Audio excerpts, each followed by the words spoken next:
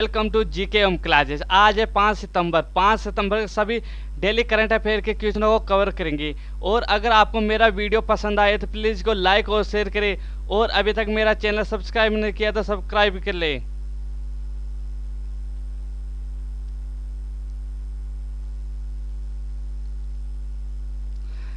हाल ही में green term ahead market किसके द्वारा लॉन्च किया गया है? आर.के. सिंह, राजनाथ सिंह, पीयूष गोयल। तो इसका सही आंसर होगा आर.के. सिंह। आर.के. सिंह द्वारा green term ahead market launch किया गया है।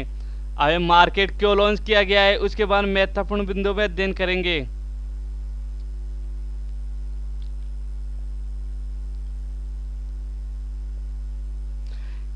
केंद्रीय बिजली मंत्री आर.के. सिंह ने विद्युत सेक्टर में ग्रीन टर्म एड मार्केट की शुरुआत की है।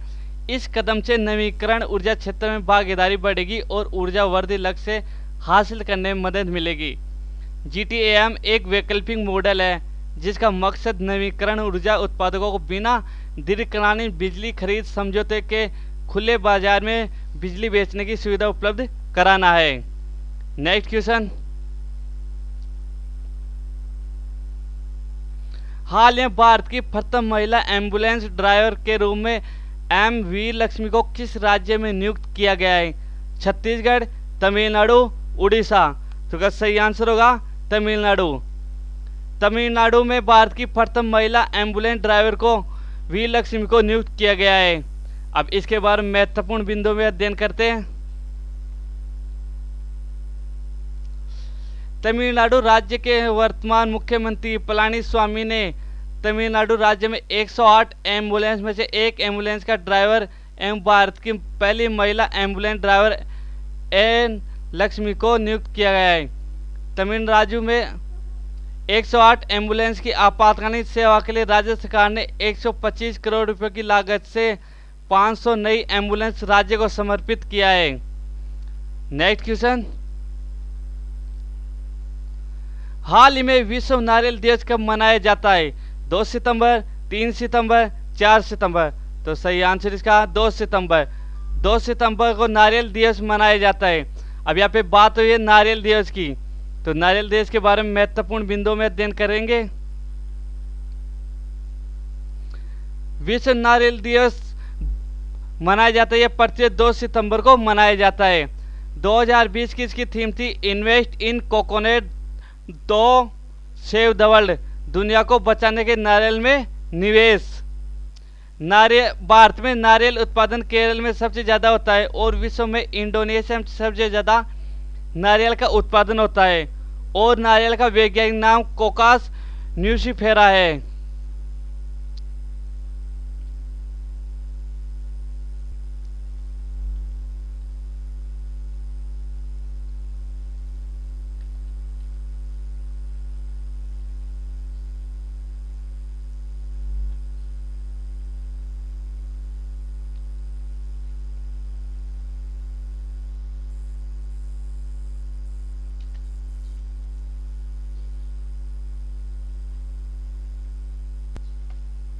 Next question.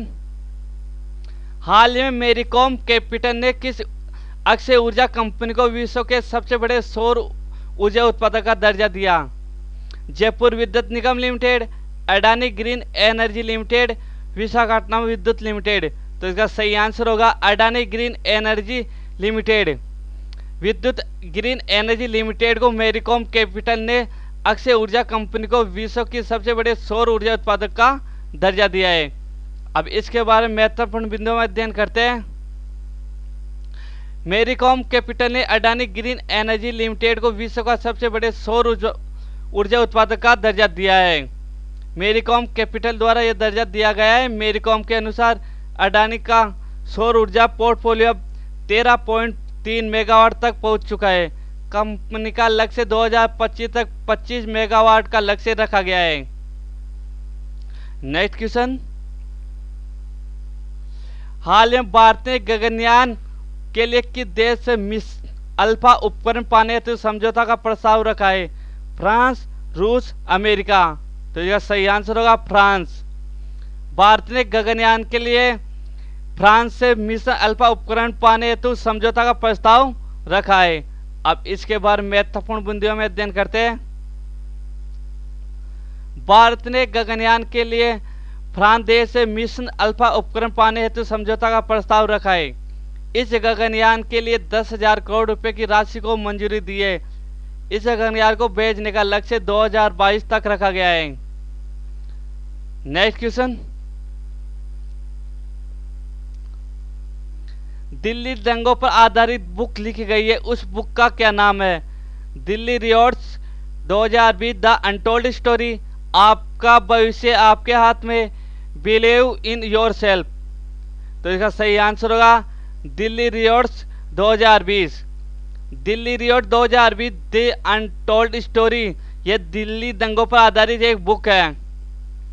अब इसके बारे में महत्वपूर्ण बिंदुओं में अध्ययन करते हैं। दिल्ली दंगों पर आधारित बुक दिल्ली रियोट्स 2020 है। इस पुस्तिका के लेखक का नाम अधिवक्ता मोनिका अरोड़ा, प्रोफेसर सोनाली चितलकर और प्रेरणा मल्होत्रा है। इस पुस्तक का लोकार्पण 22 अगस्त 2020 को हुआ था।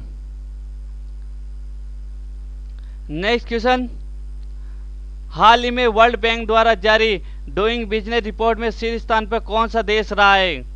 Pakistan, New Zealand, Vietnam. तो सही आंसर होगा इसका न्यूजीलैंड। वर्ल्ड बैंक द्वारा जारी डूइंग बिजनेस रिपोर्ट के अनुसार सबसे शीर्ष स्थान पर न्यूजीलैंड देश है। अब इसके बारे में महत्वपूर्ण बिंदुओं अध्ययन करते हैं। विश्व बैंक द्वारा 17वीं रिपोर्ट डूइंग बिजनेस 2020 जारी किया गया है। इस वर्ष की रिपोर्ट का केंद्रीय विषय comparing business regulation in 190 economics है। इस रिपोर्ट के अंतर्गत जारी डूइंग बिजनेस इंडेक्स 2020 में 190 देशों की अर्थव्यवस्था को शामिल किया गया है। इस सूचना में न्यूजीलैंड का स्कोर 86.8 को शीर्ष स्थान प्राप्त हुआ है।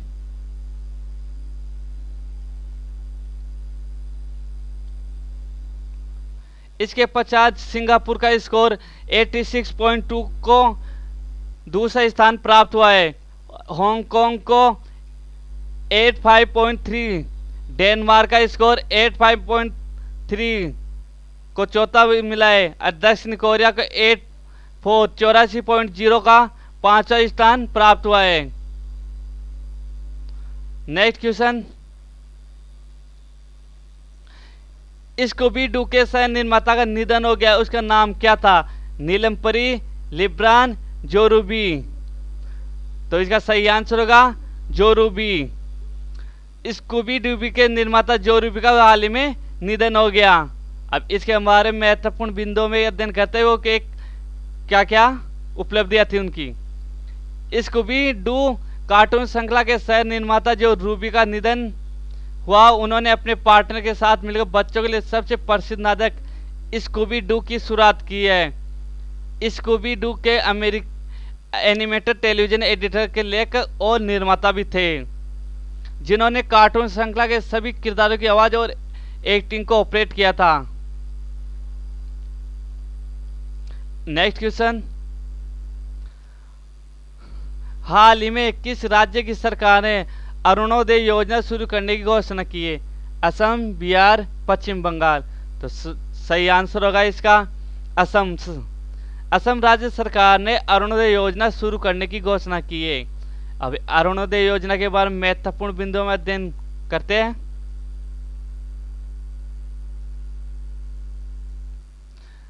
असम सरकार ने अरुणोदय योजना को लागू करने की घोषणा की है।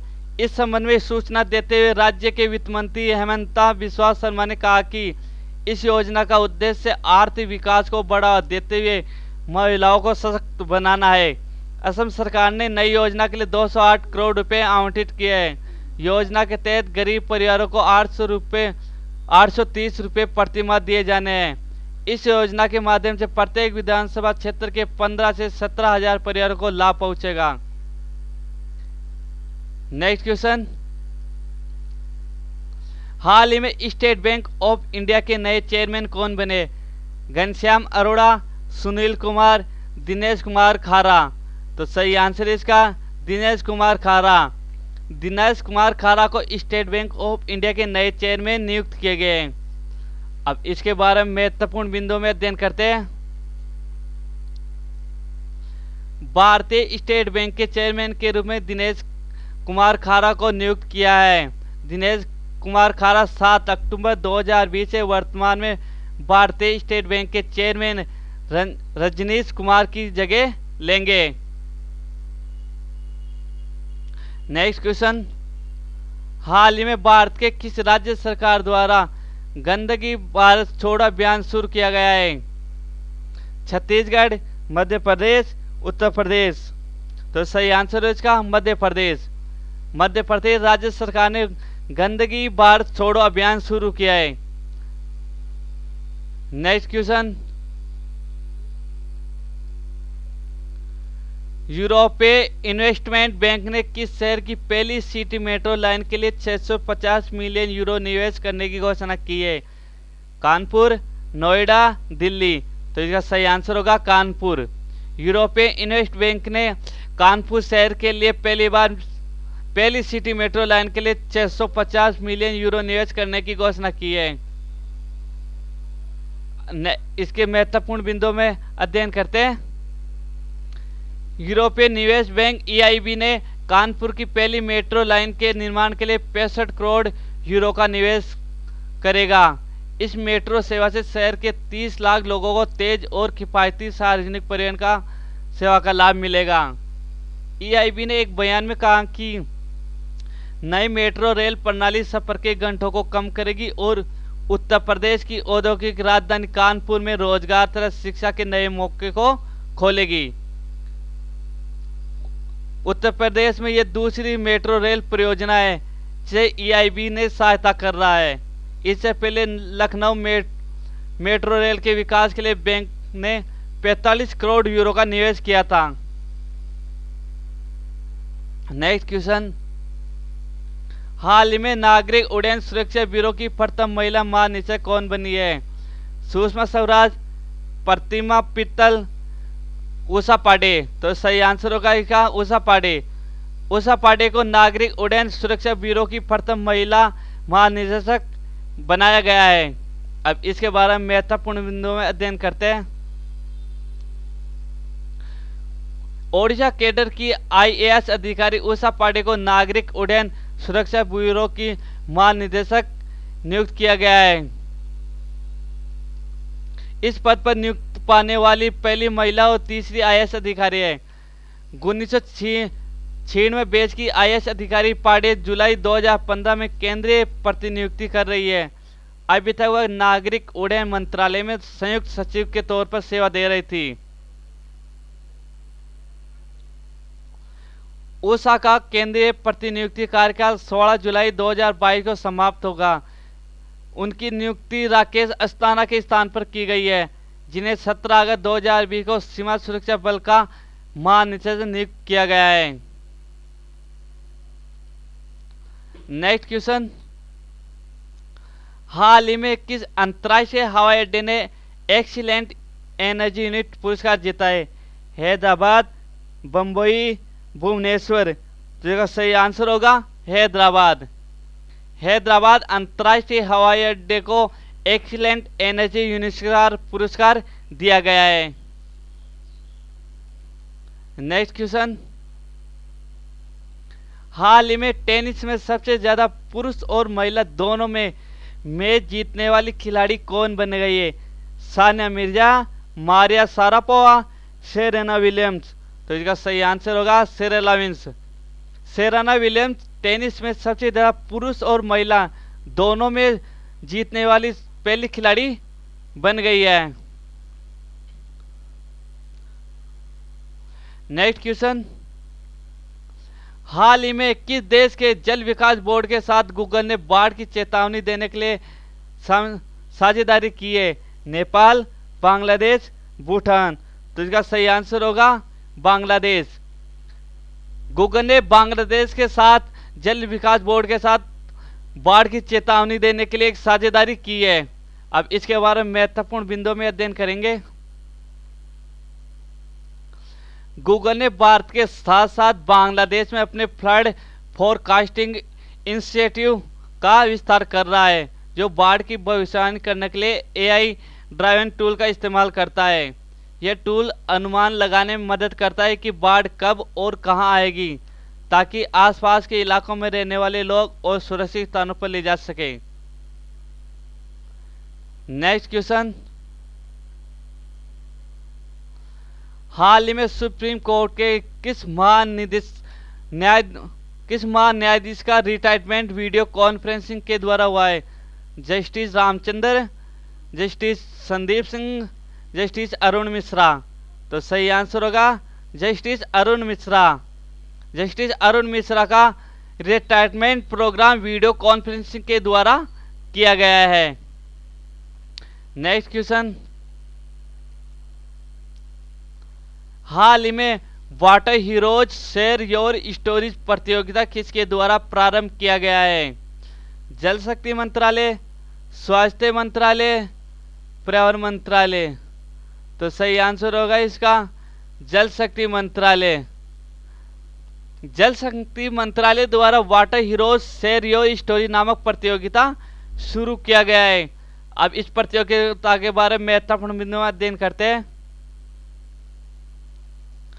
जल शक्ति मंत्रालय द्वारा जल संरक्षण एवं प्रबंधन जैसे उद्देश्य से water heroes share your stories जल नायक अपनी कहानी बताए प्रतियोगिता शुरू की गई है। जल शक्ति मंत्रालय का प्राथमिक उद्देश्य जल संरक्षण को जन आंदोलन बनाना और पानी के प्रति चेतना को मजबूत करना है। चयनित प्रविष्टियों को 10,000 रुपये का नगद पुरस्कार और एक प्रमाण पत्र सौंपा जाएगा।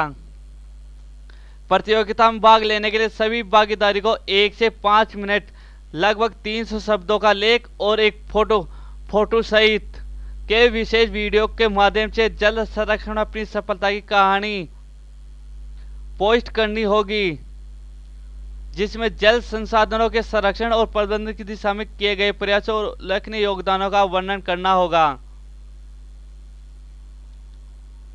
नेक्स्ट क्वेश्चन,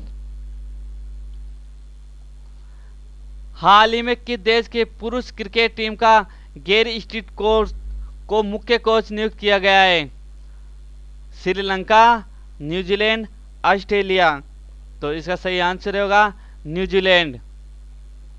न्यूजीलैंड देश की क्रिकेट पुरुष टीम का गैरी स्ट्रेट को मुख्य कोच के रूप में नियुक्त किया गया है।